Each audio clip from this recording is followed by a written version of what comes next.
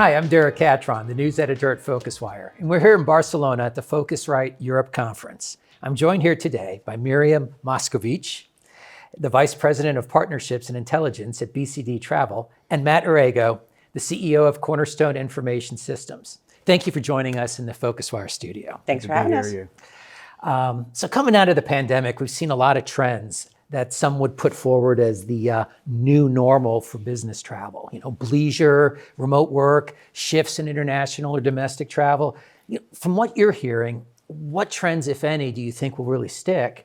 And is there anything coming soon that we might want to be aware of?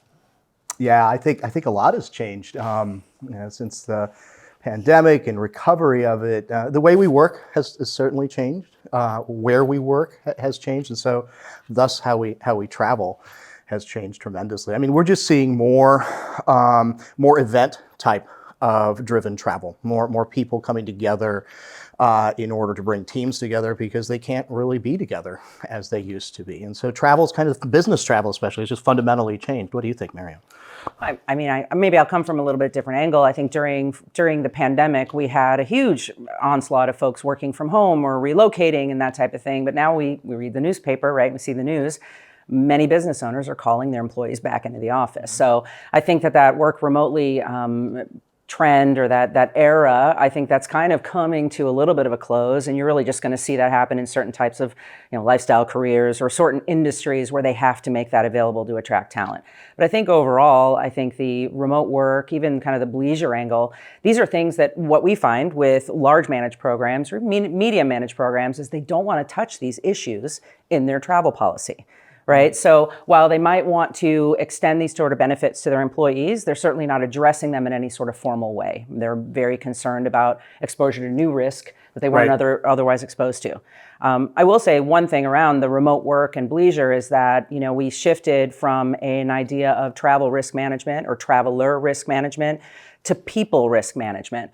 So, the employer or the enterprise is feeling a responsibility to not only keep their employees safe while they're traveling, but wherever they might be working. And that might be a remote work location. And so the typical systems we have been running on since, I think, 9/11 pretty much were tracking travelers and where they're going around the world and the risk profile of that travel.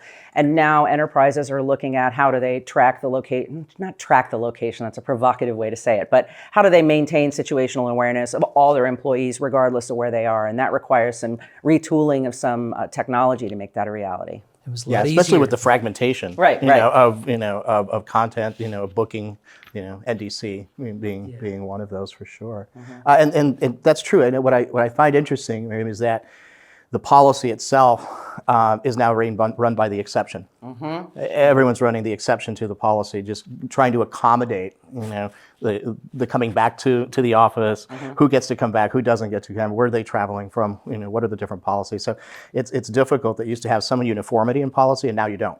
You have a lot of exception to the policy. Yeah, I think and that becomes the rule. The environment also is very different, right? When we were in the pandemic, and even before the pandemic, right? Attracting talent in many industries was the Hunger Games, right? And so you used to use your travel program in a lot of ways to attract talent because you were trying to attract from companies that might have very attractive travel policies, business class, 5-star hotels, et cetera. We have recently just done a large study on travel policies, corporate travel policies, and we found that for the most part, that's not kind of being driven anymore.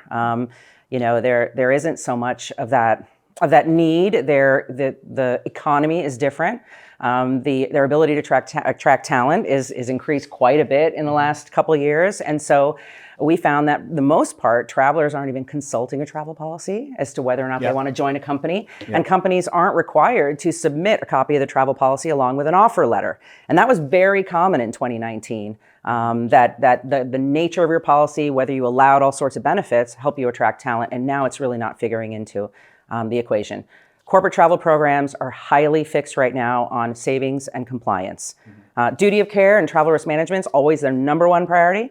But that savings and compliance piece is now shifted into the number 2 position. And things like experience and benefits have shifted down in priority right now. It's the experience of the CFO now that matters. That's correct.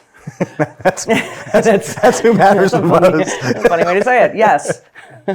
Did your data show why why travel seems less important to job recruits now than it used to? I mean, I'm no scientist, but I read the news, and you see that there's there's large layoffs, and and again, corporations are trying to get their balance sheets right after a really rough couple years, and so they're more interested in getting their operations more efficient and in finding new markets to make money in, and really there's just less pressure to attract talent. Yeah, and from the CFO's perspective, they up to 2019, they'd constantly be asking the question: do we really need to do all this travel? Do we need to really get out there and spend this much money? And the pandemic comes along, and yes, the world was diminished in many ways, but it didn't completely fall apart. And from a CFO's perspective, they saw, hey, we were able to grow, sustain our business, and not have to do business travel as much.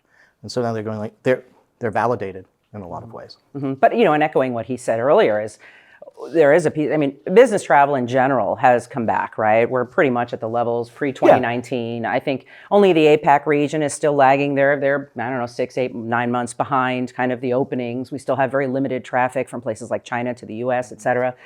So that's still lagging behind. But yeah, it's sort of a new But era. is that from right a now. spend perspective, or is that from actual number of trips? Actual number of trips? Okay. Yeah. All right. Okay. You touched on this already, but I just want to make sure we've covered this ground. But because there is more of this remote work and things like that, how does that complicate things for the departments or the companies that are trying to manage business travel? How much of the process has changed, I guess? Gosh, what comes to mind is supplier negotiations. You used to have everyone at a headquarters. You used to be able to negotiate with a supplier, with an airline, and say everyone's coming from this point, and they usually go to these 3 or 4 places. And so I want a contract now.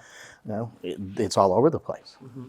They live in places where you really can't get that. They live in Indianapolis. They live in secondary markets. They have to connect into those markets. So it makes, I think, supplier negotiations a lot more difficult. And he brought it up earlier, the groups and meetings business is really explosive right now. It is. Explosive. And we have entirely new kind of complexions of what we would formerly call meetings and events, right? You've got these large meetings that continue to happen, like we're here today, and we can't miss this type of event, and so we do business travel to go to it. But also, like you mentioned, small team meetings, right? We have distributed teams around the world, and they need to come together, and they're looking for a different experience than they had in the past, right? Where it used to be kind of an airport hotel, mid-grade with a meeting room with no windows, and now they're looking for experiences and resorts and areas where they can team build and spend time together because they aren't in the same office anymore. Oh, okay. So consolidation's been an issue in travel business management, most notably with the proposed acquisition of CWT by American Express GBT. How do you think that will alter the landscape for business travel, and how much scrutiny do you think do you expect from regulators on that deal? Gosh, some obviously. I think the UK is looking at the transaction now, but consolidation's become kind of a natural thing in this industry. I mean, this is an industry that's grown through scale and economies of scale. Right. Everyone wants this product at the lowest possible price point, and so the only way to really achieve that is to consolidate. So companies like Miriam's and GBT and others. We're a product of consolidations over 30 years. Right. Over 30 years. I mean, it's an aggregation of economies of scale.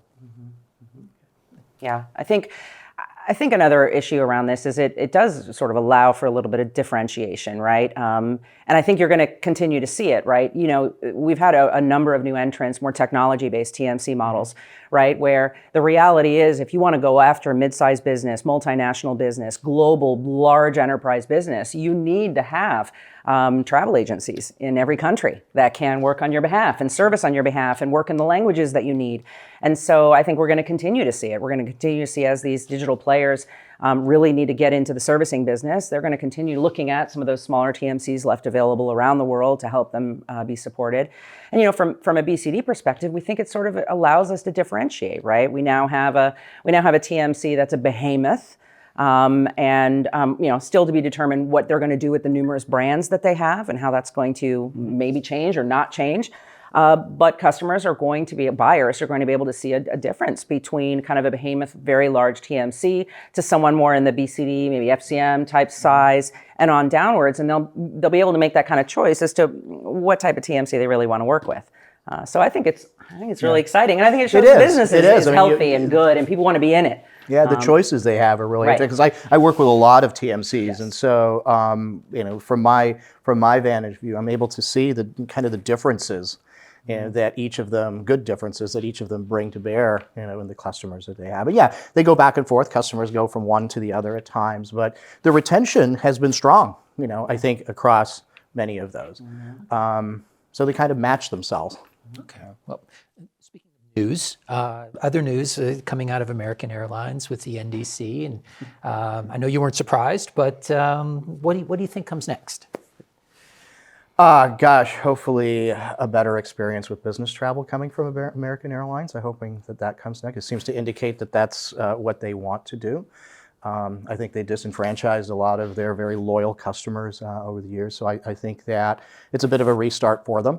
And hopefully all is forgiven. They're a great airline, and they certainly have a dominant position in the marketplace, and they have a good product. And so I think it's getting back to to the fundamentals of those relationships that they formed with buyers and their TMC partners. Yeah, I think they have a little bit of rebuilding to do. I run a research team, and we had been watching kind of their financial performance since this all started, and so we weren't too surprised that this was happening. We're sort of waiting to see, my team specifically, waiting to see kind of where is this all going to land, because the financial performance really wasn't matching what they were hoping it was going to match. But I don't think NDC is done. Right? No. And we're all still hammering away as fast as we can to make that a reality. I do think one thing that we need to see is really a more crystallization of what the value proposition is. We hear a lot about we'll be able to offer new bundled type products. I'm a former corporate travel buyer, and again, this is my personal opinion. Every time I was offered some sort of a bundled price as a buyer, my first question was, can you unbundle that for me? And so I'm wondering how that's really going to work with the buyer community as to when they start bundling airfares with various amenities or ancillary type things. Is the bundling actually what they're looking for? Or is there a new value proposition in the product that they're selling? Is it lower pricing? Is that the point? I'm not so sure. No. But it has become very opaque. Right. I mean, that's one of the things that fundamentally has happened with NDC, is that it's become very opaque at this point. You cannot see, what's been offered. Whereas you had, at least in the traditional GDS Edifact channel, you had, kind of a complete picture of, what pricing was, and now you don't. Or eventually you don't. And then once the offers become more sophisticated, then you really don't know what to compare to. And for a buyer, that's pretty, transparency and openness in procurement is a big thing. And so how is any carrier going to meet that standard? Right. Well, and also, I mean, let's take a ride down memory lane in history, right? Content fragmentation is not new. It's been going on for ages. And the last big wave we had was with hotels, right? So, 10 years ago, right, we had issues with the fact that we had all these hotel booking agencies, the HBAs, and they had all the good content locally. And then you had GDSs that 10 years ago only had 70,000 properties or 80,000 properties listed. And, there was a lot of chaos in that time as to how are you going to attract and how are you going to obtain the content your clients need wherever they are in the world. And the options were limited 10 years ago. And over several years, right, we started seeing consolidators, we started seeing HBAs do direct connections. So we've been through this before, right? Fragmentation is not new. It's just sort of the pace and the posture that's been a little bit different from, in the hotel scheme, it was the buyers who were driving this, right? And in the airline space, it's really the airlines that are driving it. So. But hotels and airlines are from a serviceability standpoint. Right. I mean, a hotel doesn't all of a sudden disappear like a flight does. Fair enough. all of a sudden, it's like canceled. We're not going there anymore. All of these things that just get to be really disruptive, and so the serviceability of travel is often driven by an airline experience. And so you got to get there to enjoy the hotel, to enjoy whatever you're doing, your meetings, all of those things. And so it's kind of service at the TMC level is just critical. So the NDC transaction is a difficult transaction to service. Well, and the service is, one of the biggest challenges that travel buyers express. That's one of the biggest challenges TMCs express, right? Are we going to be able to service these types of NDC bookings the way our customers expect? And that is, still to be determined, right? That's what the bulk of the work is right now. Yep. Well, sticking with difficult topics, sustainability, very popular talking point, but how much of a priority is it really for business travel strategies? What's your view, Matt? Oh my gosh. It's spoken about a lot, and it's difficult to figure out. I mean, and that's, I think that's just the reality of it at the moment. Me as a business traveler, I give it my best shot. Do you though, Matt? Matt? I do. Okay. I do. I'm going to ride my bike to Sitges. Perfect. And I'm Okay, going to take the okay. train to, so I'm going to try to do that. But it's time consuming. So sustainability is a component of time often. And in business travel, that's an important aspect of what you're doing is your time. So get on a plane is by far the easiest way to get there. So sustainability, like you mentioned, it is top of mind. It's at the top of every agenda, of every meeting that we have in business travel. I will say, though, that in my research team, BCD's research team, we survey our buyers every year around this time. We just did it a few weeks ago, and we ask them what their priorities are, and we have them rank. And sustainability is their last ranked priority.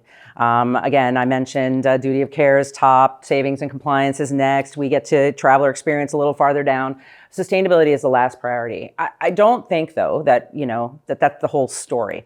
Right now, enterprises are very focused on reporting. So they've sort of pulled back from this, potpourri of sustainability objectives, and they're really focused on what they have to do by the end of the year, right? There's regulatory requirements now for certain types of reporting, and there's still a lot to be decided around standards for how we measure CO2 emissions and what algorithm you're going to use or what formula you're going to use. And so that all needs to play out. I think customers are still trying to figure out how they're going to report. And for many enterprises, travel is a large portion of their emissions and drives some of the agenda for their environmental sustainability goals. And for others, it's very small, right? If you farm cattle for a living, Travel's the least of travel is the least of your worries. Yeah. Is that your big clients? I don't know. I don't want to leave anyone It's out. the cows, not the plane. Yeah. So it really, it really depends. But I think also it's a very regional thing, right? We see a lot less interest, of course, in North America. We see a lot more interest in Europe.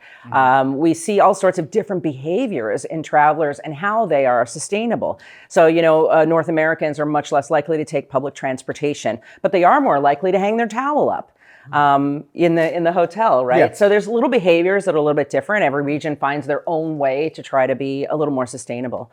But I think we're going to see that the second half of this year is really going to be all about reporting and data and matching up your bookings to your emissions and figuring out what you as a company want to do. And that's been about going it. on forever. Yeah. I mean, but sooner or later you're going to have to get to, okay, that's enough of the measurement. What are we going to do about it? But now it's required. Now there's it's regulatory required, yeah. requirements. And that's what's at the end of the day. That's the step. That's what's going to happen. It always gets driven by by the law, by regulation, by legislation, all of that. So we will save the world. Yeah. That is a happy note to end on. I want to thank you both so much for being here. It's been great good to be talking here with with you. So thank you so much. Thanks. Thank you.